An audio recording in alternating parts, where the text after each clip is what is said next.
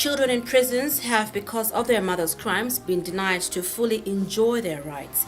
At Lusaka Central Prison, about 12 children have to depend on a non-governmental organization to have some form of education.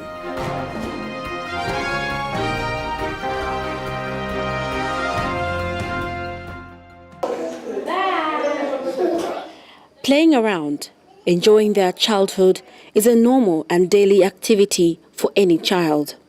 Innocent as these children are, they are paying for the sins of their mothers.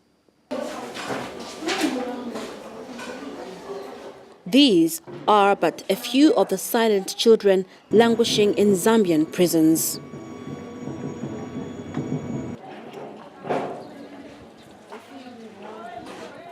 Incarcerated mothers and those who give birth while in prisons spend their prison sentences with their young children. Children who in many cases end up being deprived of their liberties, like the right to education, as many prisons do not have educational facilities. Even just the general environment is far from being conducive for infants. Here at Lusaka Central Prison, babies and young children are held in custodial settings. It is this obtaining state of affairs that moved Faith Masupa to wish to do something for these children. I'd never thought there are children in prison, personally. I didn't know that.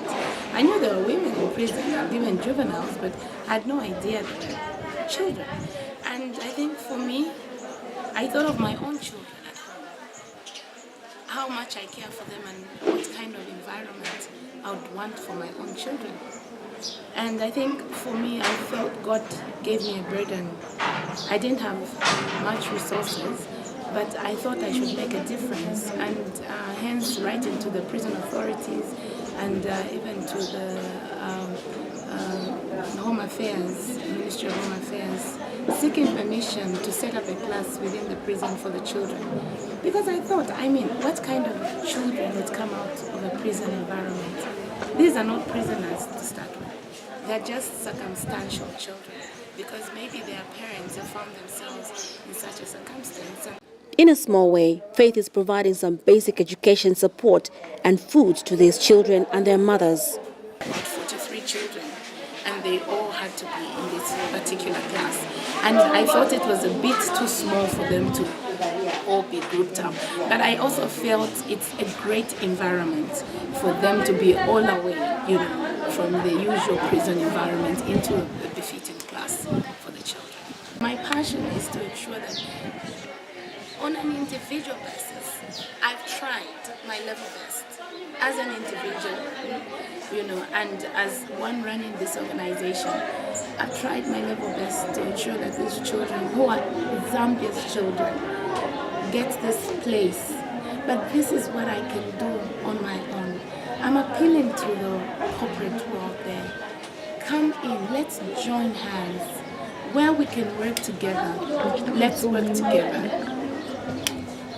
We've applied to the Ministry of Home Affairs to allow us to have a school within the prison. We thought we could actually build a skills center and a school for the juveniles. This school will allow the young girls to finish high school in a classroom, a proper classroom with proper desks.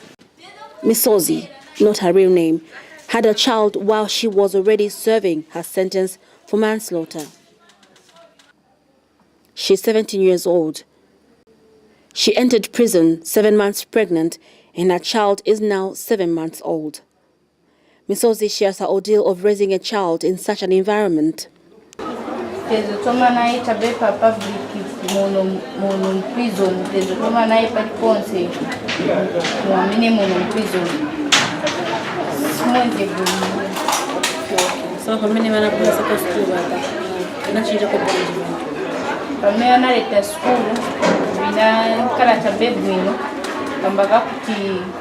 Bana bamisingako bachitako bintu babwino mu skulu bapunzira kutichi nchani kunda fyapanja kwa mama punzira languages yosiana ya prison.